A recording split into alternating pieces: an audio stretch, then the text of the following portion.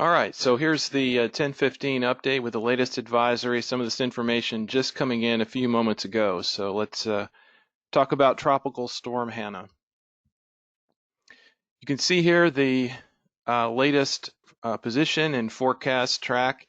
Hanna has intensified a little bit. It did become a tropical storm last evening, and now the sustained winds up to 45 miles per hour.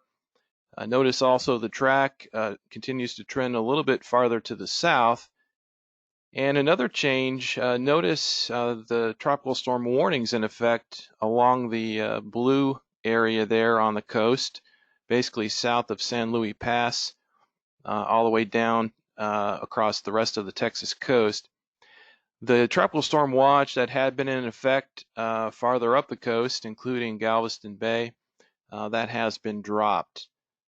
Hanna is forecast to strengthen, perhaps to a strong tropical storm before making landfall on the South Texas coast there. You can see Saturday afternoon or evening, most likely. As always, as we get closer, the track uncertainty comes down a little bit, so you can see the cone there defining an area basically from the mid and South Texas coast where that center may track. But of course, impacts are felt outside the cone. Here's a look at the satellite image from this morning. You can see a lot of thunderstorms there over the Gulf.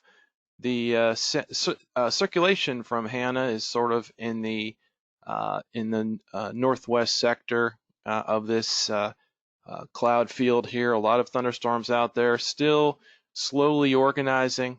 As I said, now up to about 45 miles per hour. And we could see some intensification right up to the last minute there as it comes in to the Texas coast over the next few days.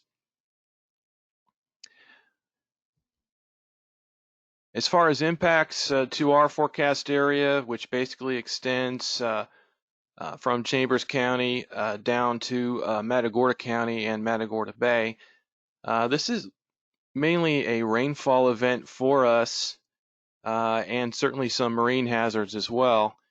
The wind and surge impacts are also there, but greater toward the southern parts of our forecast areas, so down toward Matagorda Bay, Matagorda County, perhaps Jackson County. In those areas, we could see some wind and surge impacts as well, and even a few tornadoes in bands, especially as you get down in that direction.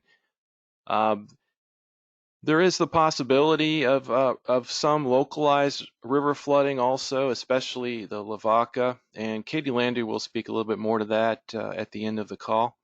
But that it would take 4 to 6 inches of rain to have issues down there. These wind speed probabilities that we've been looking at all week, you can see how they really are becoming more and more focused down to Coastal Bend and even points a little further south down toward Corpus Christi with the highest probabilities of tropical storm force winds. You can see for Galveston Bay and areas around there, those probabilities have dropped further. So really not expecting a wind event up in the Houston Galveston area, but as you get farther down the coast, south of San Luis Pass, down and especially down toward Matagorda Bay and even further south, that's where those tropical storm force winds are much more likely. So down into the Corpus Christi area, they will be seeing some wind and surge impacts down there especially. The probability of 50 knot or 58 mile per hour sustained winds, again, that's focused more down the coast, not so much for our forecast area. But near where that center makes landfall, it is not out of the question we could see a strong tropical storm down there. Maybe even a low-end hurricane. That's unlikely, but you can't rule that out anytime you have these circulations sitting over that warm Gulf water. But again, not expecting those type of impacts up in our forecast area. As far as the timing of tropical storm force winds, you can see the time arcs on this map give you the most likely time of arrival. And again, this applies mostly to our counties down the coast, talking about Jackson, Matagorda, even Brazoria, coastal Brazoria. And we're looking at those winds coming in most likely sometime around Saturday morning. You can see Saturday 8 a.m. there, give or take.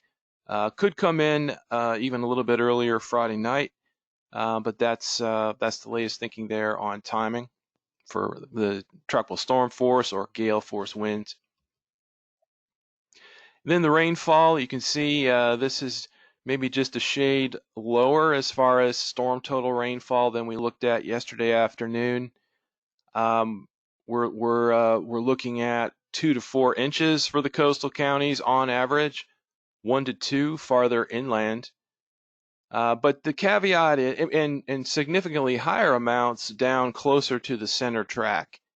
The only caveat I want to add here is that we could see locally higher amounts in any sort of banding we get on the northeast flank of the system. So we're not out of the woods for locally higher amounts, but this should give you an idea of sort of the average rainfall over the storm duration, which will be pretty much mostly tonight through Saturday night as far as the heavier rains. This plot here from the Weather Prediction Center gives an idea of where the greatest threats for flash flooding will be. And as far as our forecast area is concerned, you can see those coastal counties once again highlighted there in the slight risk area of flash flooding or excessive rain. And then marginal in green indicating perhaps some very localized flash flooding. So this matches, as you would expect, pretty well with that forecast rainfall graphic I showed previously. And this risk area is broken down on the right-hand column there. You can see for us, the threats mostly going to be tonight through Saturday and Saturday night. Just showing this a severe weather outlook for Saturday. And you can see that slightly darker shade of green there down near Matagorda Bay, and that extends farther down the coast. That's where we have the possibility of perhaps an isolated tornado or two on the right flank of the landfalling system. So not really expecting a whole lot in the way of tornadoes with this particular system. So just to sum up, we've got Tropical Storm Hanna continuing to slowly strengthen as it moves toward the Texas coast, now probably making landfall on the lower or mid-Texas coast, especially down toward the coastal bend sometime on Saturday. We do still have potential for heavy rain and flooding in some areas across our area, our forecast area, although that will be relatively localized unless we get heavier banding with locally higher amounts. And we're not out of the woods for that at this point. In fact, our forecasters are going to evaluate the need for a flash flood watch potentially for this, given the potential for those locally higher amounts. And we are looking at elevated surf and tides, tidal departures 1 to 2 feet, actually 1 to 3 feet really along our entire coast, but the highest departures 2 to 3 feet on the southern areas where we're getting expecting the higher winds. So thinking down toward Matagorda Bay in that area. And I do have a marine slide to show as well. Bear with me on this. I'm going to show this now.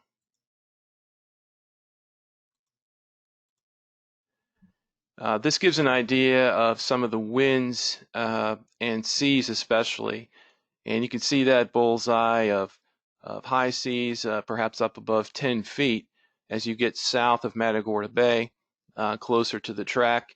As you move up the coast, our seas, say off of Galveston Bay, more on the order of 3 to 5 feet, 3 to 6 feet perhaps at the peak of the event, which would be tonight and tomorrow morning. So did want to add that in. Katie, our service hydrologist, would you like to chime in with with a few words on the rivers? Sure, Dan, can you hear me? Yes, I can hear you. All right, great. Yeah, we've just been getting a couple questions as far as what is the possibility for river flooding, and I just wanted to address it for everybody. Right now, we're still not expecting widespread river flooding at this time, but there is the potential for some isolated minor river flooding in our far southwestern basins, which would include the Lavaca Navidad.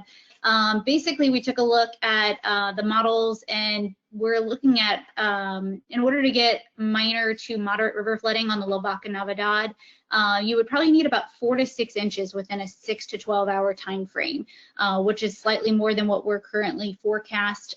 So just keeping an eye on if you do get heavier bands moving into those areas, the 4 to 6 inch range is probably what you would be looking for problems.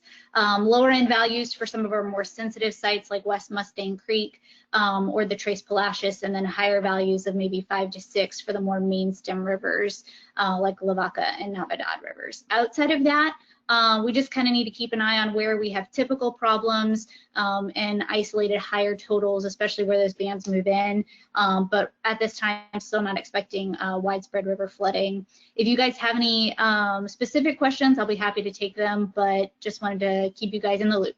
Thanks. Thanks, Katie. And I just want to add one last thing about uncertainty. You know, we have increasing levels of uncertainty in the track and where the wind impacts will be. I think really the outstanding question in my mind is the banding, if it is to occur, and where would any sort of banding of heavier thunderstorms occur up into our area, perhaps even. So that's something we're still trying to sort out today with some of the newer model guidance. What I'm going to do now is stop the recording, and then we will take questions. So stand by.